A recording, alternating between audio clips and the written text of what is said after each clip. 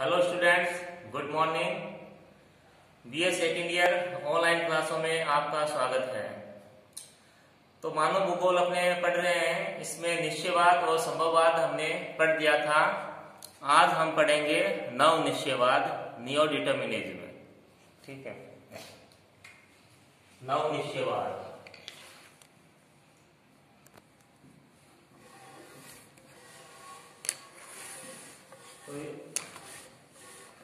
नव निश्चयवाद ये विचारधारा दी थी ग्रिफिथ टेलर ने। ग्रिफिथ टेलर अमेरिका के थे ये भूगोलविद। इसका दूसरा नाम है रुको और जाओ। रुको और जाओ निश्चयवाद, ये इसका दूसरा नाम है, उपनाम है। इसको रुको और जाओ निश्चयवाद भी कहते हैं। ठीक है, तो ग्रिफिथ टेलर ने निश्चयवाद और संभववाद जो विपरीत विचारधाराएं थी उनको एक करने की इसने कोशिश की। इन्होंने बताया ना तो प्रकृति सर्वोपरि है और ना ही मानव है, ये दोनों ही एक दूसरे के पूरक है। अब नव निश्चयवाद जो विचारधारा है वो ये कहती है, जैसे मानव प्रकृति से बहुत सारी चीजें प्राप्त करता है, लेकिन मानव को प्रकृति के साथ खिलवाड़ नहीं करना चाहिए। मतलब जो चीजें वो प्राप्त कर रहा है मानव, वो वापस प्रकृति को उसको वापस देनी चाहिए, ताकि जो संसाधन है, जो बहुमूल्य संसाधन है जो प्रकृति के द्वारा मनुष्य को मिला हुआ है, वो समाप्त ना हो, उसकी एक रिसाइकल चलती रहे। ऐसा नहीं हो मनुष्य अपने लालच में, आर्थिक उन्नति के लालच में प्रकृति को ही समाप्त कर दे, ये नहीं होना चाहिए। बल्कि प्रकृति को वापस वो पुनः लौटा सके, ताकि प्रकृति क्या करे, जो संसाधन है उनका रिसाइकल कर सके, उनका पुनर्निर्माण कर सके। ये चीज होनी चाहिए, ताकि जो हमारी भविष्य की जो पीढ़ी है वो भी प्रकृति द्वारा मिलने वाले संसाधनों का लाभ उठा सके। ये इस नव निश्चयवाद की विचारधारा है। दूसरा ये कहता है, ये देखिए इसमें है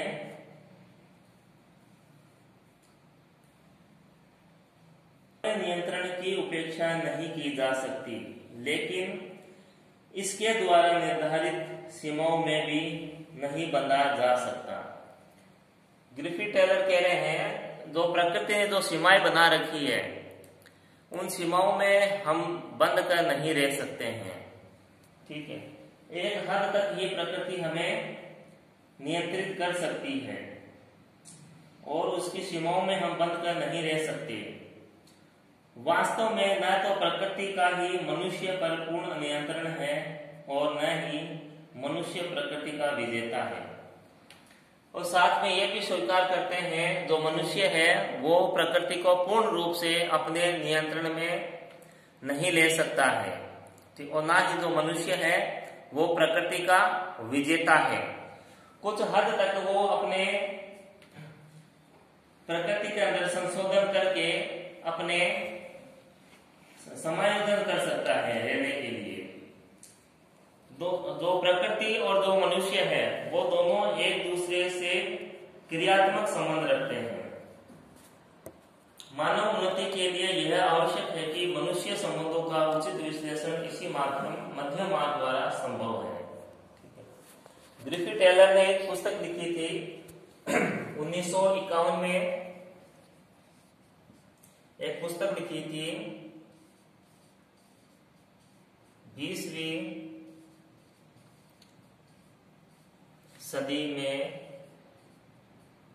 भूगोल। इस पुस्तक में उन्होंने इन बातों पे प्रकाश डाला था। ठीक है, फिर देखो इसमें जब ग्रिफिथ टेलर ने कहा कि प्रकृति का हमें अत्यधिक दोहन नहीं करना चाहिए, तो फिर कुछ जो इंडस्ट्रियल है उन्होंने ये कहा था कि जैसे अर्थशास्त्री यह मानते हैं कि जनसंख्या को देखते हुए संसाधनों के उपयोग पर अंकुश नहीं लगाया जा सकता। मानवीय विकास के लिए आर्थिक संभावना के बढ़ते क्रम को नहीं रोका जा सकता। तो इसमें यह कहा गया कि अर्थशास्त्र ने कहा कि जनसंख्या को देखते हुए संसाधनों के उपयोग पर अंकुश नहीं लगाया जा सकता। कि जैसे जनसंख्या अगर अधिक है तो उनके भरण पोषण के लिए हमें संसाधन का दोहन भी अधिक करना पड़ेगा। तो अर्थशास्त्र ने कहा कि संसाधन का अधिक दोहन करना ही पड़ेगा, क्योंकि जनसंख्या अधिक है, सभी की पूर्ति हमें करनी पड़ेगी। फिर आगे ये कहते हैं मानवीय विकास के लिए आर्थिक संभावना के बढ़ते क्रम को नहीं रोका जा सकता, क्योंकि जितना अधिक खनन करेंगे या संसाधनों का उपयोग करेंगे तो उससे मानवीय विकास है वो बढ़ेगा। फिर आगे ये कह रहे हैं मनुष्य को पुनः जंगली पशु की अवस्था में नहीं लाया जा सकता, इसलिए आर्थिक प्रगति आवश्यक है। तो इनका यह कहना है कि अगर आर्थिक क्रियाकलाप अगर रोक देंगे, प्रकृति से प्राप्त जो संसाधन है उनका प्रयोग नहीं करेंगे, तो मनुष्य क्या है पहले की भांति रहने लगेगा। जैसे प्राचीन समय में कुछ भी नहीं था, जो आज जो भौतिक संसाधन उपलब्ध है वो बिल्कुल भी नहीं थे। तो इन अर्थशास्त्रियों का यह मानना है, तो मानव क्या है पहले की तरह पशु की तरह रहने लग जाएगा। उनका यह मानना है अगर आर्थिक क्रियाकलाप हम नहीं करेंगे। तो इसके जवाब में ये भूगोलविद ये कहते हैं कि जैसे हर एक चीज, इन जो आर्थिक जो चीजें हैं वो हमें मिल रही है, प्रकृति से जो चीजें मिल रही है उनका एक विकल्प तलाशा जाए। जिस तरह से कोयला और पेट्रोल का हम यूज करते हैं वो एक ना एक दिन समाप्त हो जाएंगे, तो वो उनके स्थान पर अगर हम जैसे सोलर लाइट है, ठीक है, सूर्य का प्रकाश है, सूर्य ताप है, इसका उपयोग करना चाहिए। पवन ऊर्जा है उसका उपयोग करना चाहिए, बायोगैस है, इन चीजों का उपयोग करना चाहिए, क्योंकि एक तो ये चीजें प्रकृति को नुकसान नहीं पहुंचाती, इनके द्वारा किसी भी तरह का प्रदूषण नहीं होता है और यह समाप्त भी नहीं होने वाली है। जो सूर्य का प्रकाश है हमें आजीवन मिलने वाली ऊर्जा है, इसका अंत नहीं है। ठीक है, इस तरह से उन्होंने कहा हमें विकल्प तलाशने पड़ेंगे जिससे मानव सभ्यता का नाश ना हो और मानव की जो आर्थिक प्रगति है वो स्थिर भी ना हो। इसके अलावा उन्होंने कहा था जैसे विकसित देशों में इस्पात और अन्य धातुएं होती है, ठीक है, तो जो डेवलप कंट्री है वो क्या करते हैं, इस्पात है जैसे कागज हो गया, जैसे हम कबाड़ी की दुकान पे जाते हैं वहाँ घर के जो पुराने सामान देते हैं, कुछ लोहे की वस्तुएं होती है, कुछ प्लास्टिक की होती है और कुछ कागज भी होते हैं, अखबारी कागज है, कॉपी किताब वगैरह, तो उनका क्या वापस रिसाइकल हो जाता है। रिसाइकल होने से क्या होता है, वो चीजें वापस अपने को पुनः प्राप्त हो जाती है। तो इससे क्या है, रिसाइकल होने से जो पुरानी जो बेकार चीजें हैं वो हमारे काम आ जाती हैं। तो इससे क्या होता है, तो प्रकृति के द्वारा जो चीज हमें मिल रही है उन पे जो भार कम आएगा, पुरानी चीजें हैं हमें वो मिल जाएगी। तो इसलिए इन चीजों का हमें पुनः चक्रीकरण करना चाहिए। इसके अलावा वो आगे बता रहे हैं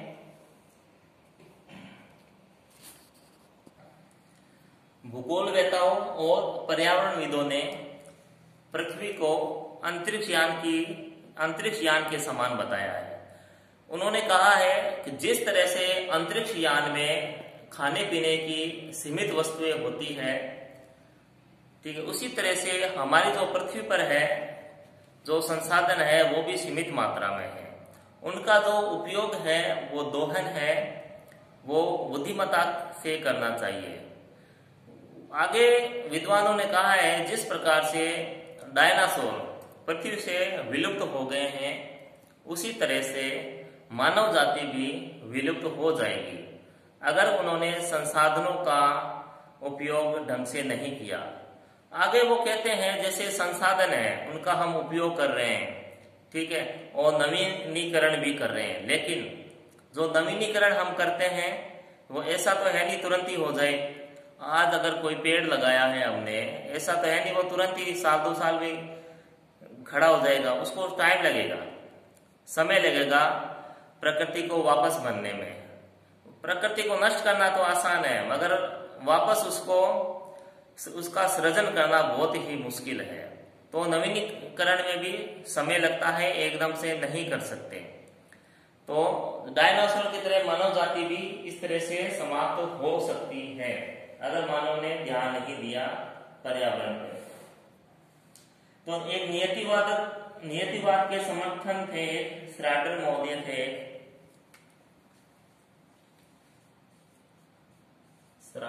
महोदय थे, इन्होंने भी का समर्थन किया ग्रिफिथ टेलर का नवनिश्चयवादी विचारधारा का, श्राडर महोदय ने, ठीक है। एक और विद्वान थे जी टेथम,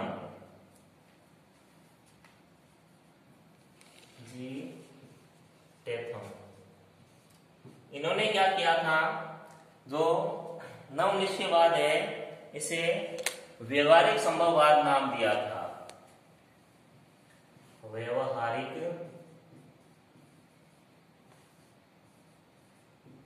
संभववाद।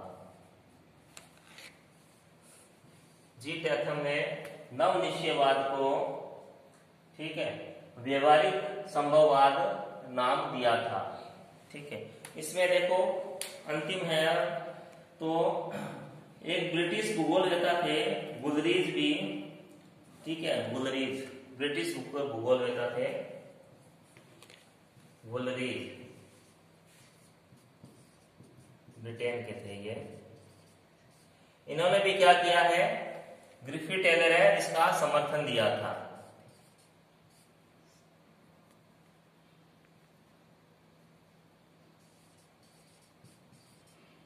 इसका समर्थन किया था, ठीक है। तो इन विद्वानों के नाम भी याद रखना जिन्होंने नवनिश्चयवाद का समर्थन दिया है। तो वुलरीज का है इसमें, वुलरीज ने कहा है कि भूगोल में निश्चयवाद किसी सीमा तक रहना अनिवार्य है, क्योंकि यह सत्य है कि मानव एवं भूतल की प्रक्रियाएं पारस्परिक होती है। यानी जो प्रकृति है और जो मानव है उनकी क्रियाएं अंतःसंबंध, उनकी क्रियाएं हैं, पारस्परिक क्रियाएं हैं। प्रकृति और मनुष्य क्या है, वो साथ साथ अपनी क्रियाएं करते हैं, दोनों एक दूसरे के पूरक हैं। तो ये थी अपने नवनिश्चयवादी विचारधारा, ठीक है। इस विचारधारा का एक ही मकसद है, प्रकृति का अधिक दोहन ना किया जाए, अगर कम से कम दोहन किया जाए और प्रकृति से जो चीज ले रहे हैं वापस प्रकृति को लौटाई जाए वो, और जो चीजें हैं जिनके नवीनीकरण हो सकता है वो भी किया जाए, और जो प्रकृति की जो चीजें हैं कुछ का अल्टरनेट निकाला जाए, जैसे सौर ऊर्जा का उपयोग करना, पवन ऊर्जा का उपयोग करना, कुछ ऐसी चीजें हैं जिनका उपयोग किया जाए जिससे प्रदूषण भी ना हो। ये इस विचारधारा का ये मकसद था इसका, ठीक है। अन्य नाम रुको और जाओ था, निश्चयवाद है, यह भी नाम याद रखना, ठीक है। तो अगले क्लास में हम लेंगे द्वैतवाद को, ठीक है। अब द्वैतवाद क्या है, अब द्वैतवाद भूगोल में 2 विचारधाराएं होगी थी, थोड़ा सा बता देता हूं, नेक्स्ट क्लास में लेंगे अपने द्वैतवाद। अब तो द्वैतवाद वैसे तो कई तरीके हैं, लेकिन अपने जो सिलेबस में है ना द्वैतवाद, वो है भौतिक भूगोल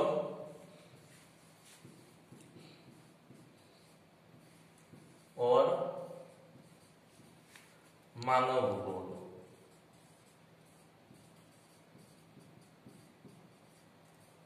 इन दो के बीच में द्वैत है, ठीक है, यानी दोनों अलग अलग चीजें हो गई और इनमें विवाद हो गया कि भूगोल में अध्ययन किसका करें, भौतिक भूगोल का करें कि मानव भूगोल का करें, किसका अध्ययन करें, किस भूगोल माने किसको, भौतिक भूगोल को भूगोल माने या मानव भूगोल को भूगोल माने। इस तरह से ये द्वैतवाद है, ठीक है। द्वैतवाद एक वारेनियस का, वारेनियस एक भूगोलविद था, एक विद्वान था।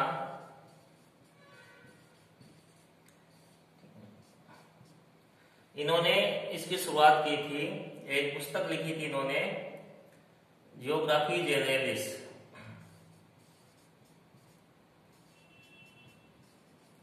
जियोग्राफी जनरलिस ये पुस्तक लिखी थी इन्होंने 17वीं शताब्दी में। यहीं से इसमें द्वैतवाद फिर शुरू हो गया था। तो इसको विस्तार से लेंगे अपने नेक्स्ट क्लास में, ठीक है। आपके जो भी कुछ पूछना हो, कमेंट्स हो, वो जरूर लिखिए। आप घर पे रहे, स्वस्थ रहे और पढ़ते जरूर रहे।